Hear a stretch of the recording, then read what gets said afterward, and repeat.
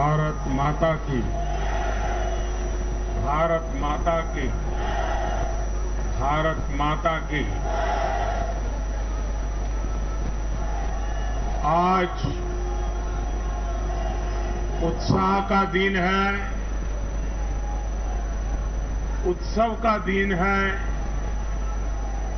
ये उत्सव भारत के लोकतंत्र के लिए है। मैं इन चुनावों में हिस्सा लेने वाले सभी मतदाताओं को बहुत बहुत बधाई देता हूं। उनके निर्णय के लिए मतदाताओं का आभार व्यक्त करता हूं। विशेष रूप से हमारी माताओं बहनों ने, हमारे युवाओं ने जिस प्रकार भारतीय जनता पार्टी को भरपूर समर्थन दिया है, वो अपने आप में बहुत बड़ा संदेश है।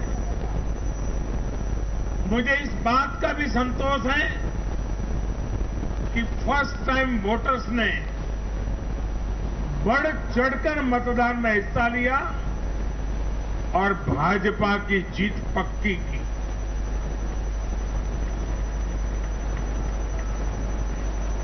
चुनाव के दौरान भाजपा के कार्यकर्ताओं ने मुझसे वादा किया था कि इस बार होली 10 मार्च से ही शुरू हो जाएगी।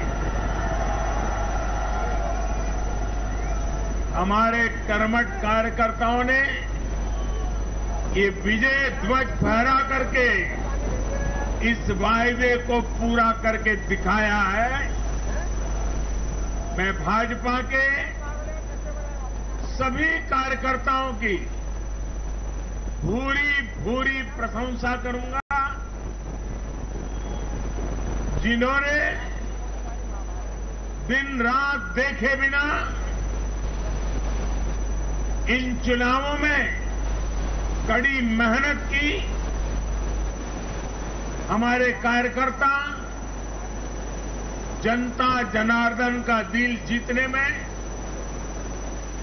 जनता जनार्दन का विश्वास जीतने में सफल रहे और पूरे पार्टी का नेतृत्व जिन्होंने किया, कार्यकर्ताओं ने को जिन्होंने लगातार मार्गदर्शन किया, ऐसे हमारे राष्ट्रीय अध्यक्ष श्रीमान जगत प्रकाश नड्डा जी को भी मैं बहुत बहुत अभिनंदन करता हूं, बहुत बहुत बधाई देता हूं।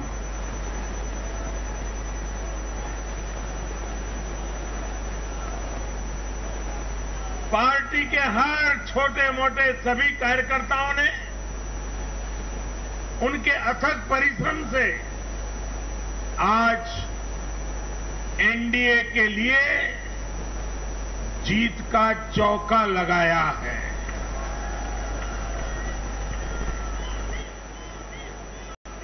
साथियों, उत्तर प्रदेश ने देश को अनेक प्रधानमंत्री दिए, लेकिन 5 साल का कार्यकाल पूरा करने वाले किसी मुख्यमंत्री के दोबारा चुने जाने का ये पहला उदाहरण है।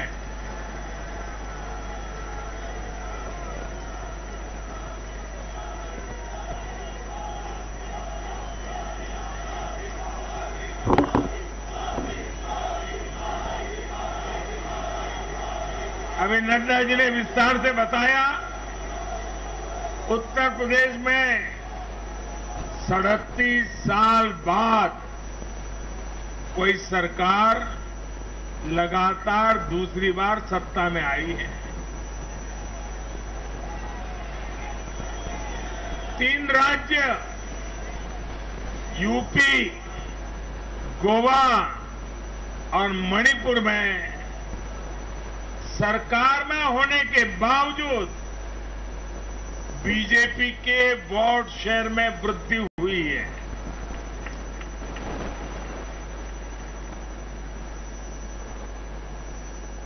गोवा में सारे एग्जिट पोल गलत निकल गए और वहां की जनता ने तीसरी बार सेवा करने का मौका दिया है। 10 साल तक सत्ता में रहने के बाद भी राज्य में बीजेपी की सीटों की संख्या बढ़ी है। उत्तराखंड में भी भाजपा ने नया इतिहास रचा है। राज्य में पहली बार कोई पार्टी लगातार दूसरी बार सत्ता में आई है। यानी सीमा से सटा एक पहाड़ी राज्य, एक समुद्र तटीय राज्य और एक मां गंगा का विशेष आशीर्वाद प्राप्त एक राज्य और पूर्वोत्तर सीमा पर एक राज्य, भाजपा को चारों दिशाओं से आशीर्वाद मिला है।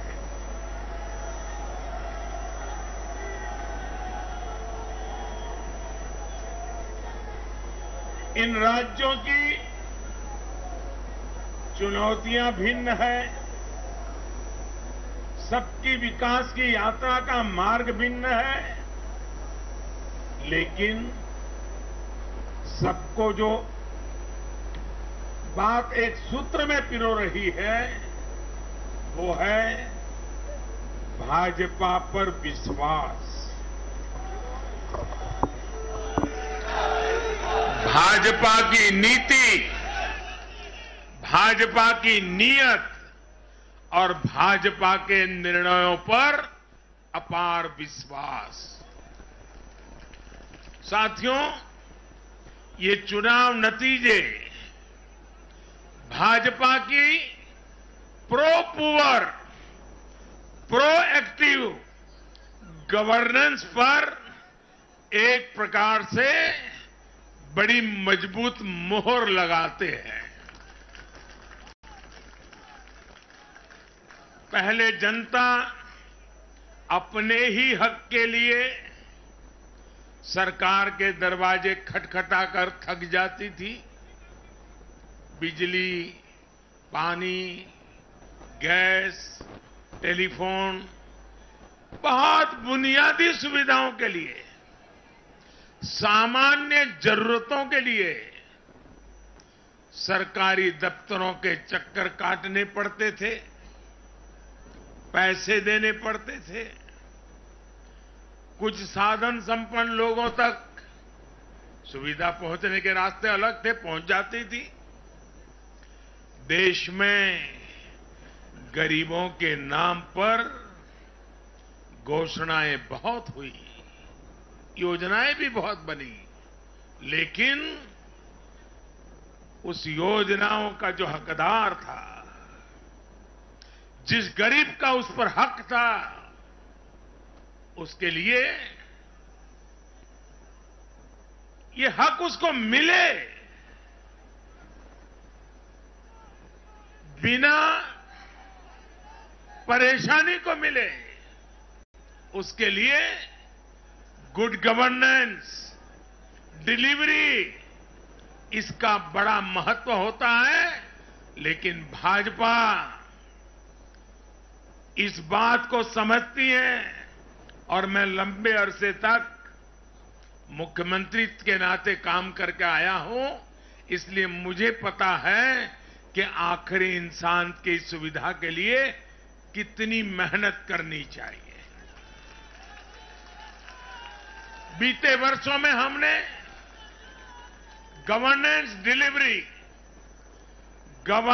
डिलीवरी सिस्टम तो बेहतर किया ही, साथ साथ पूरी प्रक्रिया में पारदर्शिता भी लाए हैं। भाजपा गरीब को भरोसा देती है कि प्रत्येक गरीब तक सरकार ने निर्णय किए हुई सुविधाएं जरूर पहुंचेगी। और मैं गरीब के घर तक उसका हक पहुंचाए बिना चैन से बैठने वाला इंसान नहीं।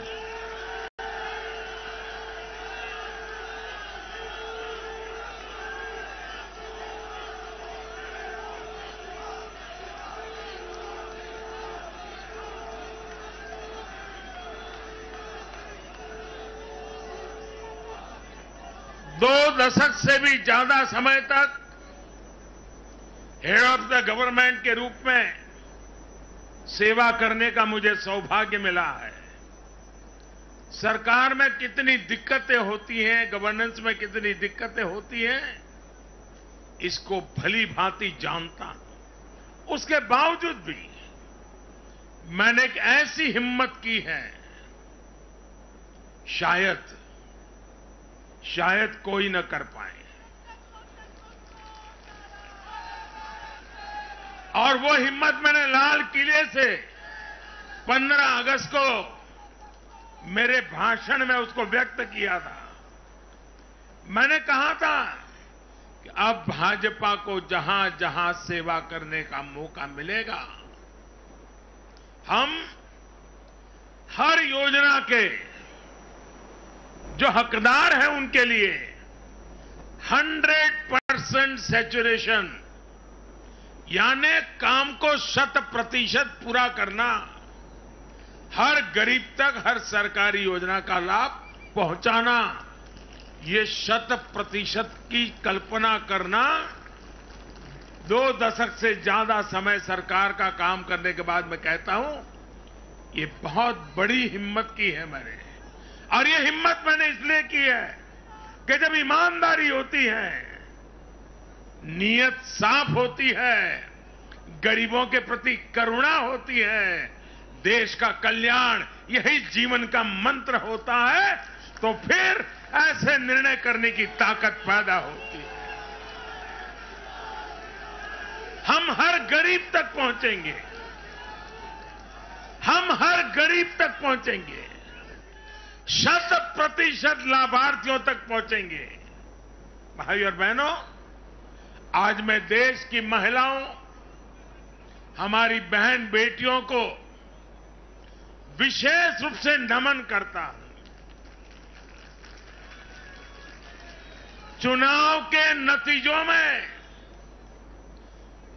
मेरी इन माताओं, बहनों का, बेटियों का बहुत बड़ा योगदान है। ये हमारा सौभाग्य है कि भाजपा को बहनों, बेटियों, माताओं ने इतना स्नेह दिया है, इतना आशीर्वाद मिला है। जहां जहां महिला मतदाताओं ने पुरुषों के मुकाबले ज्यादा वोट किया है, वहां बीजेपी को बम्पर जीत मिली है।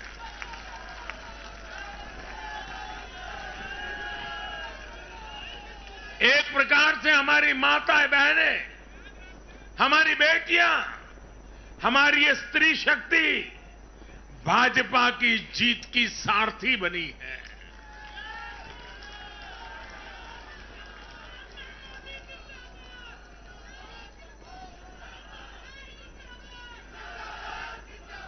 मैं जब गुजरात में था तो कभी कभी कुछ ऐसी घटनाएं हो जाती थी कि लोग चिंता करते थे, मोदी जी आपकी सुरक्षा का क्या, आप चिंता क्यों नहीं करते, अपने आप को क्यों संभालते नहीं हैं। तो मैं एक ही जवाब देता था कि कोटि कोटि माताओं का, स्त्री शक्ति का मुझे सुरक्षा कवच मिला हुआ है।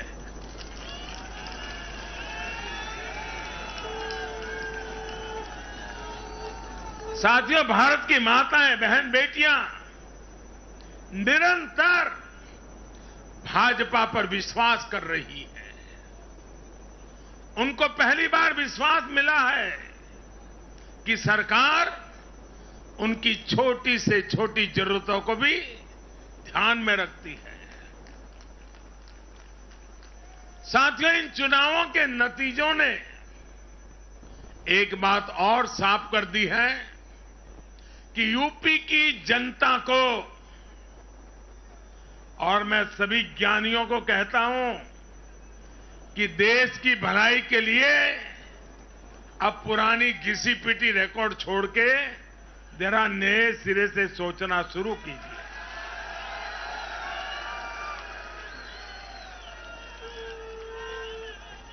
इस देश के लिए बड़ी दुख की बात है।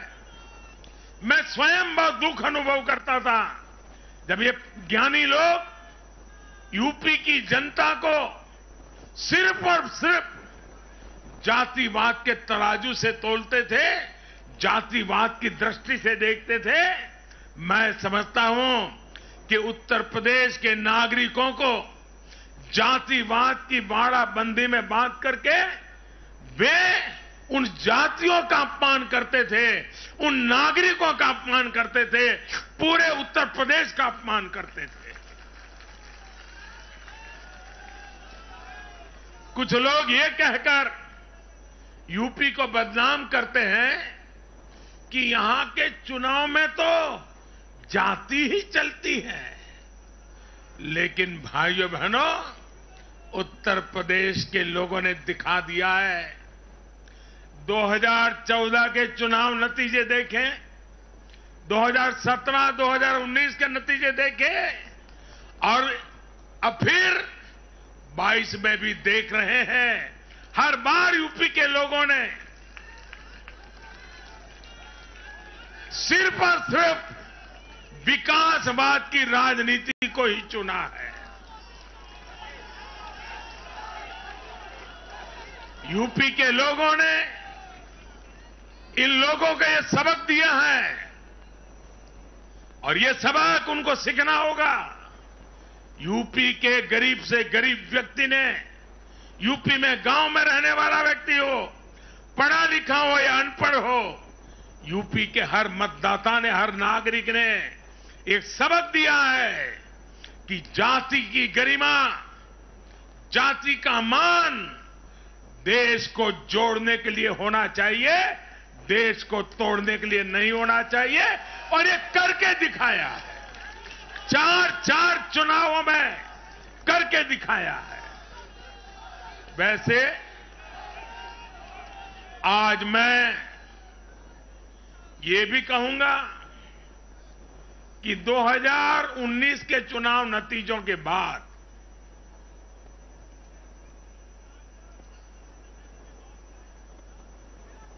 कुछ पॉलिटिकल ज्ञानियों ने कहा था 2019 में जब लोकसभा में हम दोबारा जीत करके आए तो उस ज्ञानियों ने कहा था कि भाई इस 2019 के जीत में क्या है, ये तो 2017 में ही तय हो गई थी, क्योंकि 2017 में यूपी का रिजल्ट आया था। मैं मानता हूं इस बार भी ये ज्ञानी जरूर कहने की हिम्मत करेंगे कि 2022 के नतीजों ने 2024 के नतीजे तय कर दिए हैं।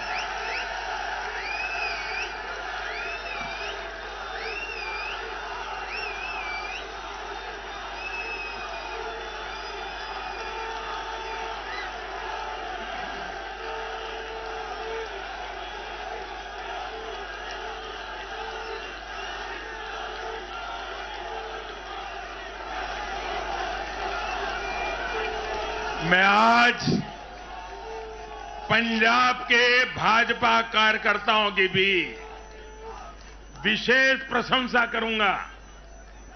उन्होंने विपरीत परिस्थितियों में जिस प्रकार पार्टी का झंडा बुलंद किया है, वो आने वाले समय में पंजाब में भाजपा की मजबूती को, देश की मजबूती को एक अहम स्थान के रूप में विकसित करेंगे, ये मेरा पूरा विश्वास है। पंजाब में भाजपा एक शक्ति के रूप में उभरनी है, ये मैं अपनी आंखों के सामने देख रहा हूं दोस्तों। सीमावर्ती राज्य होने के नाते पंजाब को अलगाववादी राजनीति से सतर्क रखना भाजपा का कार्यकर्ता जान की बाजी लगा करके भी इस काम को करता रहेगा। आने वाले 5 सालों में भाजपा का हर कार्यकर्ता वहां इस दायित्व को जोर शोर से निभाने वाला है। ये विश्वास मैं पंजाब की जनता को आज देना चाहता हूं। साथियों, ये चुनाव ऐसे समय में हुए हैं जब दुनिया 100 साल के सबसे बड़े कोरोना जैसी महामारी के संकट से लड़ रही है। पूरी मानव जात, पूरा विश्व 100 साल में ऐसी बीमारी नहीं देखी, ऐसी मुसीबत से लड़ना नहीं पड़ा है।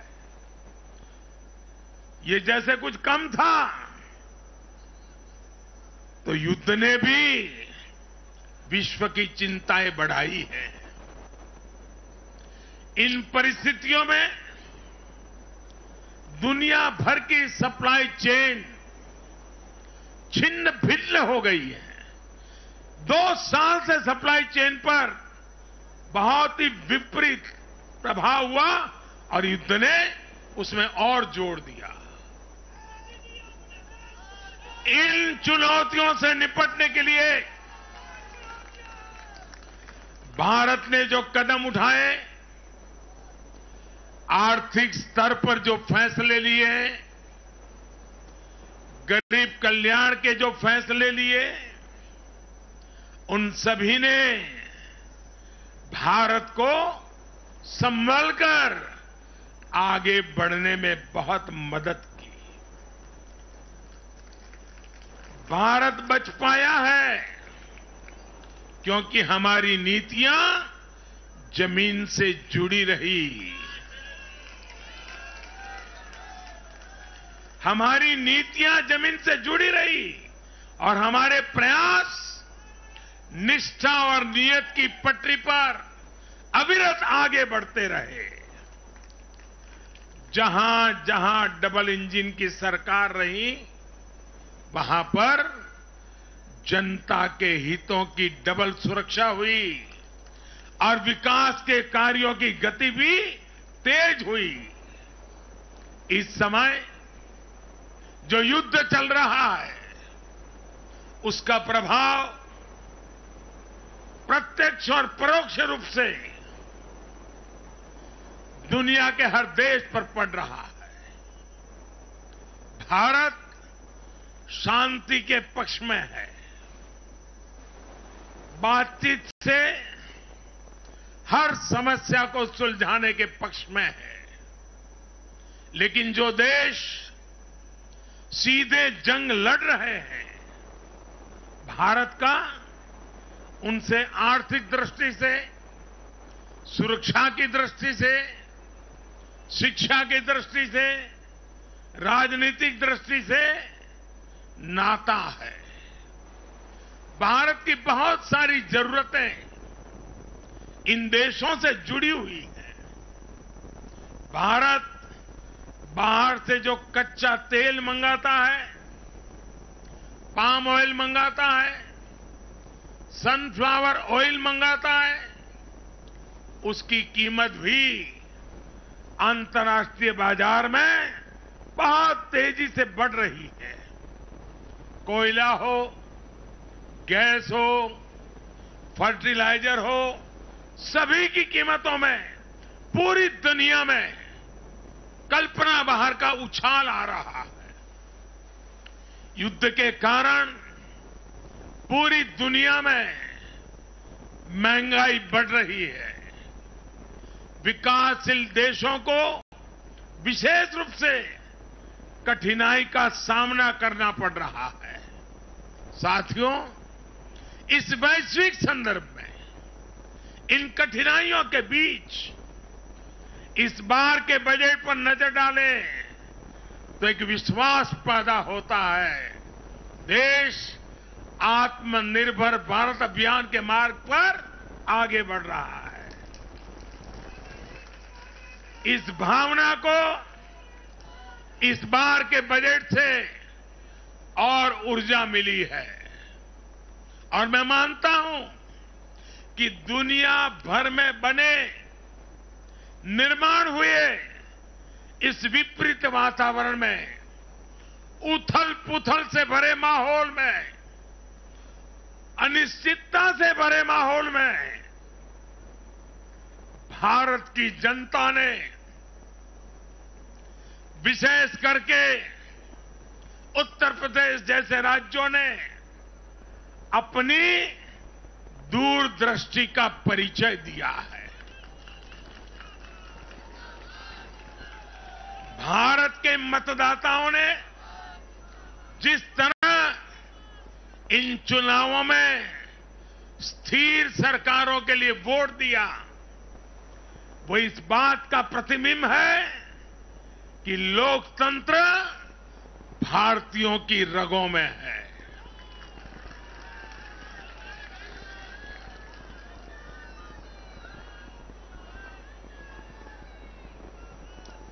लेकिन भाई और बहनों, आज इस अवसर पर मैं देश के सामने अपनी कुछ चिंताएं भी रखना चाहता हूं। देश का नागरिक तो बहुत जिम्मेदारी के साथ देश के हित में अपना काम कर रहा है। जब भी उसको अवसर मिलता है वो जिम्मेदारी के साथ पेश आता है। देश का सामान्य नागरिक राष्ट्र निर्माण में जुटा है, लेकिन हमारे यहां कुछ लोग लगातार राजनीति का स्तर गिराते जा रहे हैं। कोरोना के इस समय में भी हमने देखा है कि इन लोगों ने देशवासियों को गुमराह करने की लगातार कोशिश की। वैक्सीनेशन के हमारे प्रयासों की दुनिया प्रशंसा कर रही है, लेकिन इस पवित्र कार्य पर, मानवता के कार्य पर, सेवा के कार्य पर, भारत की वैक्सीन पर भी सवाल उठाए गए। दुर्भाग्य की बात है, जब यूक्रेन में हजारों भारतीय विद्यार्थी, हमारे छात्र, हमारे नागरिक फंसे हुए थे, तब भी देश का मनोबल तोड़ने की बातें हो रही थी। जो वहां फंसे थे उनके परिवारों की चिंता बढ़ाने का काम हो रहा था।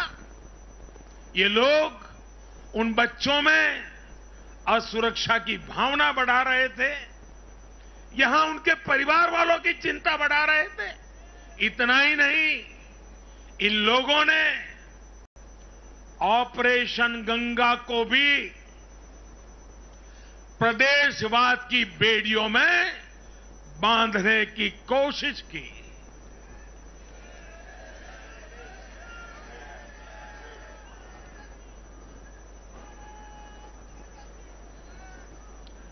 हर योजना को, हर कार्य को क्षेत्रवाद, प्रदेशवाद, जातिवाद, संप्रदायवाद का रंग देने का प्रयास भारत के उज्जवल भविष्य के लिए बहुत बड़ी चिंता का विषय है। साथियों, इन चुनावों में मैंने लगातार विकास की बात की। गरीबों को घर, गरीबों को राशन, वैक्सीन, आधुनिक इंफ्रास्ट्रक्चर, हर विषय पर भाजपा का विजन लोगों के सामने रखा। इसके साथ ही जिस एक बात पर मैंने सबसे ज्यादा चिंता जताई थी वो थी गौर परिवारवाद।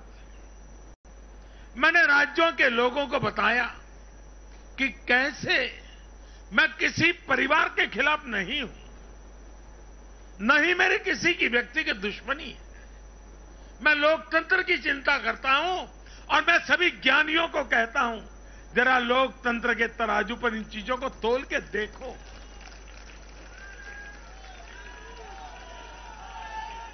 और मैंने लोगों को बताया कैसे परिवारवादी राजनीति ने उनके राज्य का कितना नुकसान किया है, राज्य को पीछे ले जा रहा है। और मुझे खुशी है कि मतदाताओं ने इस बात को समझते हुए भी इस चुनाव में अपना वोट दिया है, लोकतंत्र की ताकत को मजबूत किया है। साथियों, ये लगातार बहस बहुत जरूरी है। भारत जैसे लोकतंत्र में और देश को जिस ऊंचाई पर ले जाना है उसको ध्यान में रखते हुए जिन मुद्दों को मैं उठा रहा हूं उसको निरपेक्ष भाव से बहस होना जरूरी है। भारत में परिवारवादी राजनीति का, ये मेरे शब्द लिख करके रखिए दोस्तों, एक न एक दिन ऐसा आएगा जब भारत में परिवारवादी राजनीति का सूर्यास्त ये देश के नागरिक करके रहेंगे।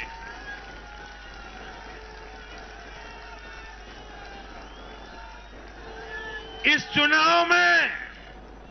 चुनाव में देश के मतदाताओं ने अपनी सूझबूझ का परिचय दिखाते हुए ये क्या होने वाला है इसका इशारा कर दिया है।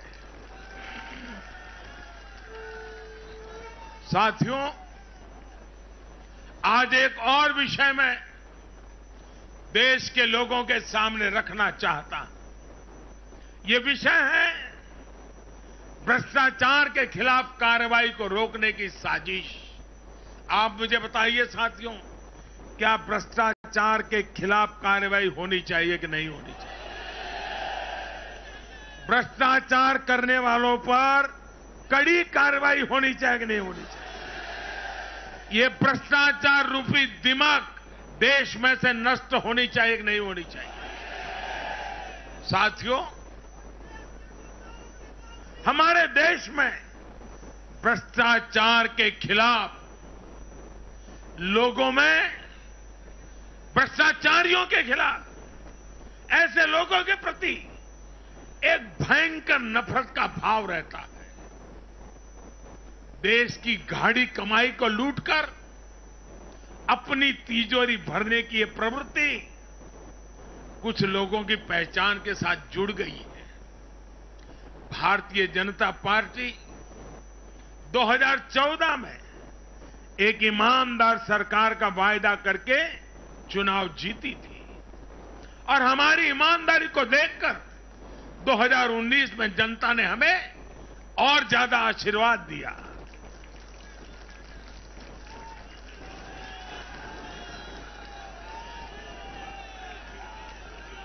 और देश हमसे अपेक्षा करता है कि मोदी जी, आपकी सरकार सिर्फ प्रामाणिक रहे इतना इनफ नहीं है। आप ही हैं, आप ही की सरकार है जो भ्रष्टाचारियों को सजा कर सकती है, उन पर कठोर से कठोर कार्रवाई कर सकती है। मुझे बताइए, जनता की इस अपेक्षा को मुझे पूरा करना चाहिए कि नहीं करना चाहिए? जनता की आशा आकांक्षा के लिए सरकार ने जिम्मेवार व्यवहार करना चाहिए कि नहीं करना चाहिए? लेकिन आज हम देख रहे हैं जो निष्पक्ष संस्थाएं हैं, जो पूरी तरह इंडिपेंडेंट हैं, वे अगर भ्रष्टाचार के खिलाफ कार्रवाई करते हैं तो ये लोग और उनका पूरा इकोसिस्टम अब भ्रष्टाचारियों की रक्षा करने के लिए उन संस्थाओं को बदनाम करने के लिए मैदान में आ गए हैं।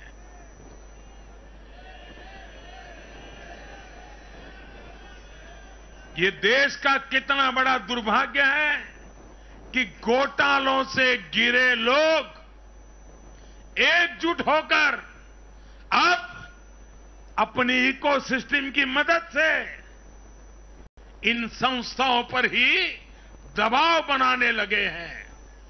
जांच एजेंसियों को रोकने के लिए ये लोग अपने इकोसिस्टम के साथ मिलकर नए नए तरीके खोजते हैं। इन लोगों को देश की न्यायपालिका पर भी भरोसा नहीं है। पहले हजारों करोड़ रुपए का भ्रष्टाचार करो, फिर जांच भी नहीं होने दो, और जांच करे तो उस पर दबाव बनाओ। ये इन लोगों की प्रवृत्ति है।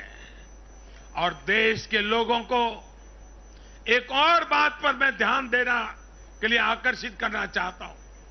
ये लोग किसी भ्रष्टाचारी पर कार्रवाई होते ही उसे धर्म का रंग देते हैं, प्रदेश का रंग दे देते हैं, जाति का रंग देने लगते हैं। ये नए तौर तरीके शुरू हुए हैं। किसी माफिया के खिलाफ अदालत कोई फैसला सुना देती है तो भी उसे ये लोग धर्म और जाति से जोड़ देते हैं। ऐसे में भारत के मैं सभी संप्रदायों से आग्रह करता हूं, मैं सभी जाति पे गर्व करने वाले ईमानदार लोगों से आग्रह करना चाहता हूं। उन सबको सोचना होगा कि ऐसे भ्रष्टाचारियों, ऐसे माफियाओं को अपने समाज से, अपने संप्रदाय से, अपनी जाति से दूर करने की हिम्मत करें। इससे समाज भी मजबूत होगा, संप्रदाय भी मजबूत होगा और हर व्यक्ति का भला होगा। और यूपी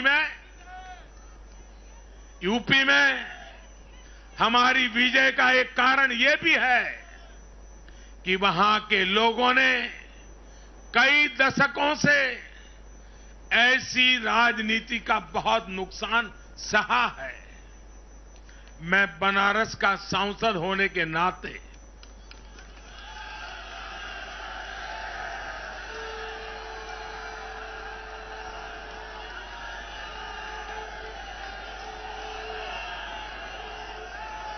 यूपी के लोगों के प्यार और आशीर्वाद ने मुझे भी यूपी वाला बना दिया है।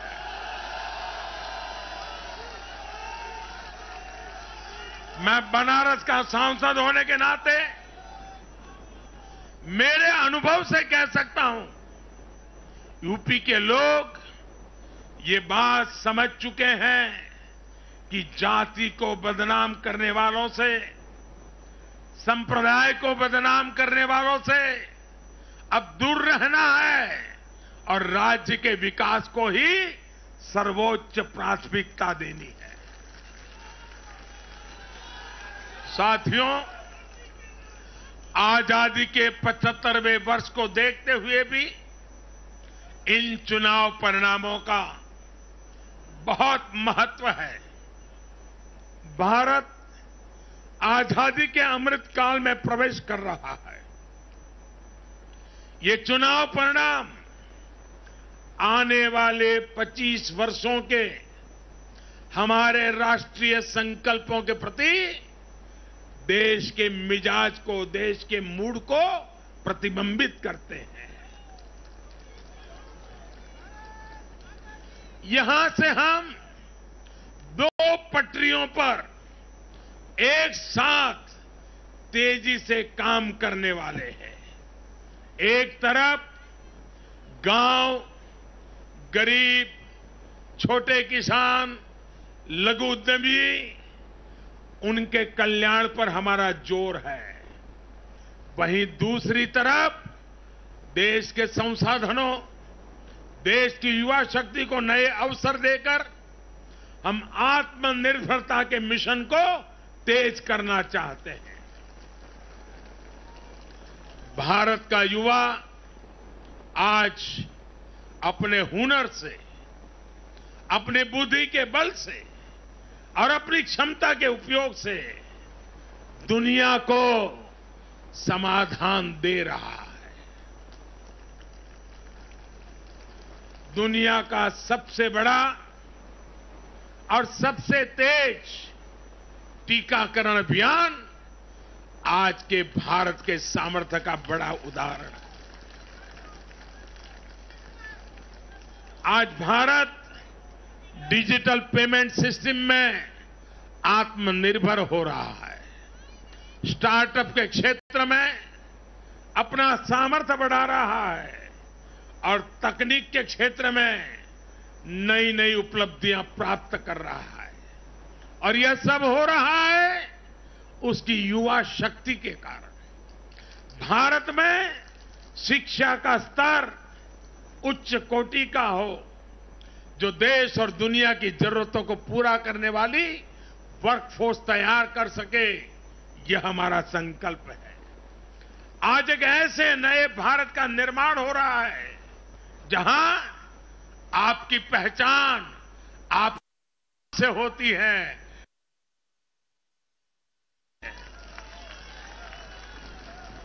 मुझे विश्वास है सबका साथ, सबका विकास, सबका विश्वास और सबका प्रयास के मंत्र पर चलते हुए हम अपने अपने राज्यों को नई ऊंचाई पर लेके जाएंगे। जब देश के हर राज्य का विकास होगा तो देश का भी विकास होगा। और मुझे तो मैं गुजरात में इतने साल काम किया, दिल्ली में सरकार भारतीय जनता पार्टी को अच्छा मानने वाली सरकार नहीं थी। हमारी सरकार में रोड़े अटकाने के सोच वाली सरकार थी। फिर भी गुजरात में हमारा मंत्र यही था, भारत के विकास के लिए गुजरात का विकास।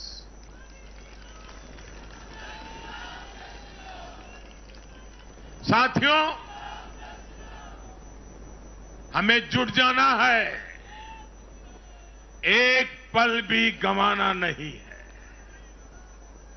चुनौतियां कितनी ही कठिन क्यों न हो, लेकिन जीतने का संकल्प उससे भी बड़ा होता है।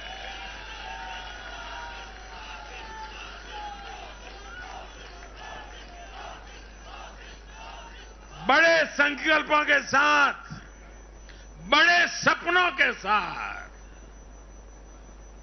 ऊंची सी ऊंची ऊंचाइयों को पार करने के इरादे के साथ देश को आगे बढ़ाना है। साथियों, इतना बड़ा भव्य विजय भारत के उज्जवल भविष्य की गारंटी है। मैं एक बार फिर भारत के उज्जवल भविष्य के लिए ये जो निर्णायक मतदान किया है, इसलिए हमारे मतदाता अभिनंदन के बहुत अधिकारी है। आइए दोनों हाथ ऊपर करके तालियों के गड़गड़ाहट के साथ सभी मतदाताओं का अभिनंदन करें, मतदाताओं का आभार व्यक्त करें, मतदाताओं का गौरवगान करें।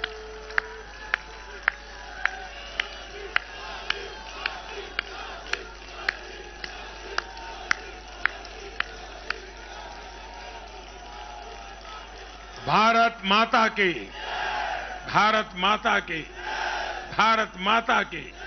बहुत बहुत धन्यवाद।